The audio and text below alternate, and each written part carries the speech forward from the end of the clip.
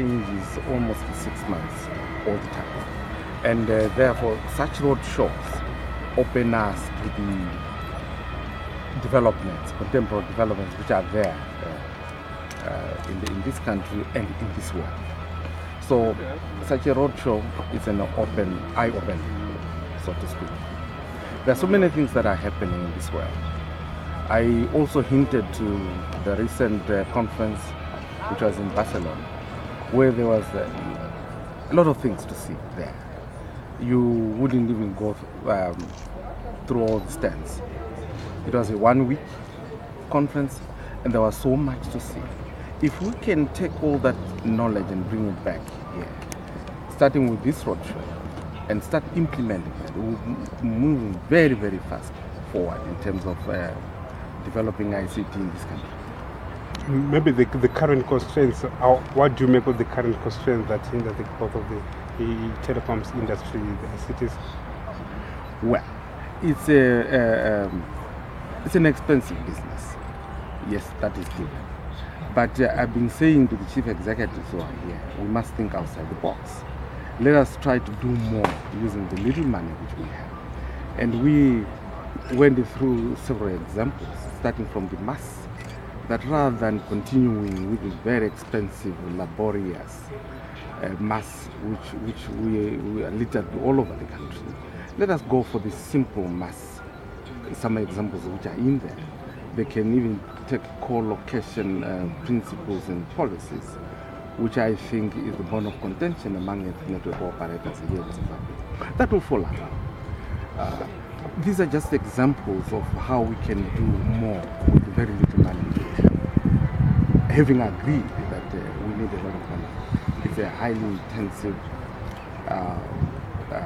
industry, but we still can manage with the little money which we have. Thank you so much. Thank you. Honorable Minister, another question. I just want to understand, the representative from Huawei actually mentioned that one of the major issues which is actually hampering technology growth here in Zimbabwe is the issues of policy, especially on LTE technology being allowed to run here in Zimbabwe. Otherwise, we should be running such technologies. They are saying regionally they are facing resistance from the policymakers on the opening up of LTE and white space technology. I do not know, here in Zimbabwe, do we have any policies against the opening up of LTE technology or the spectrum, even the white space, for these operators to actually come here and operate? The new ICT policy in Zimbabwe is going to be publicized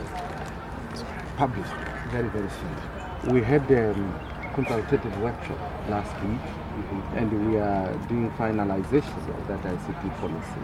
The minister will announce very soon. I wouldn't call it resistance, but being cautious. That's the way I would put it.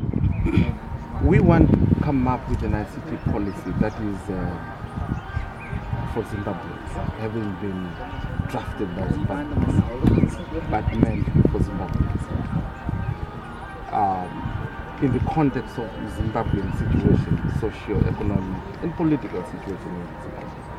Now, this is the consideration which is now being given, having taken in all ideas from stakeholders who came to the conference. So it's not resisting, but being cautious and aligning the ideas with the socio-economic situation. Speaking maybe on the upcoming ICT policy, do we have a final position from the government, especially on the major contentious issue of sharing infrastructure? Do we have a position on that?